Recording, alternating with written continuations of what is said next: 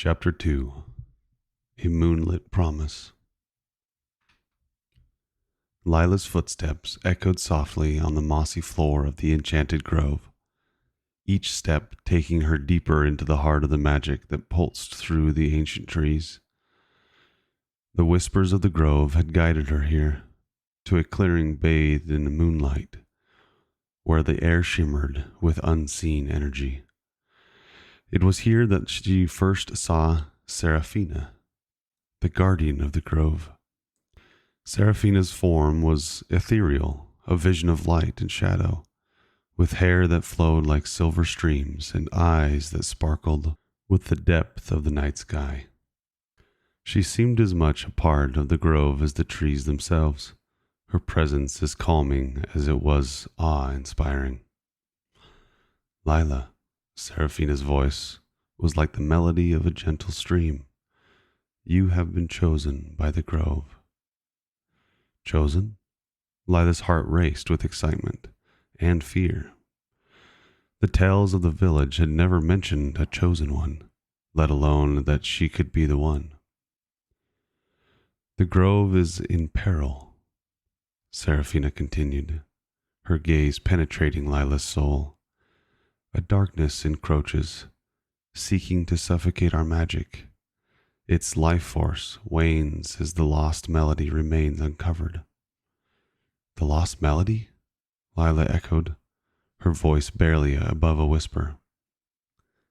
Yes, a song of earth, vital to the grove's essence, stolen by a sprite driven by mischief. Without it, the grove fades, and with it, the magic of the world. Lila's mind whirled. How could she, a mere girl from the village, be the grove's savior? Yet, as she looked at Seraphina's eyes, she felt the stirring within her, a sense of purpose she had never known. Why me? She asked, her voice steadier now. Because, Lila, it is not the strength of one's arms that conquers darkness, but the purity of one's heart. Your belief in magic, your love for the world around you, makes you our hope. Hope. The weight of the world settled on Lila's shoulders like a mantle. She thought of her own home, the village, her parents, and realized that their fates and the fate of the grove were now intertwined with her own. What must I do? She asked, determination lighting her features. You must venture beyond the grove, find Sprite, and convince it to return the melody. This journey will test you, Lila.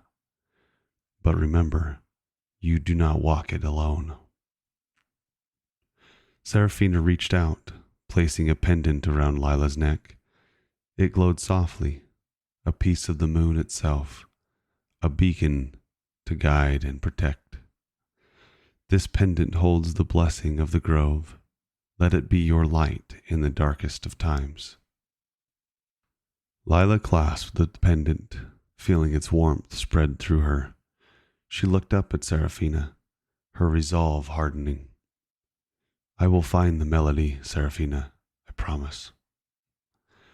Seraphina smiled, a sight so beautiful it made Lila's heart swell. And we, in turn, promise to watch over you, child of the moon. Go now with our blessing. As Seraphina's form faded, the grove seemed to whisper encouragement, the trees swaying gently as if bidding her farewell. Lila took a deep breath, turning her gaze toward the path that lay before her.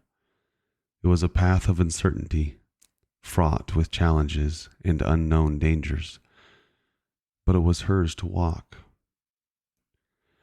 With the moonlit promise clasped in her hand, Lila stepped out of the clearing, her journey to save the grove, and perhaps herself, just beginning.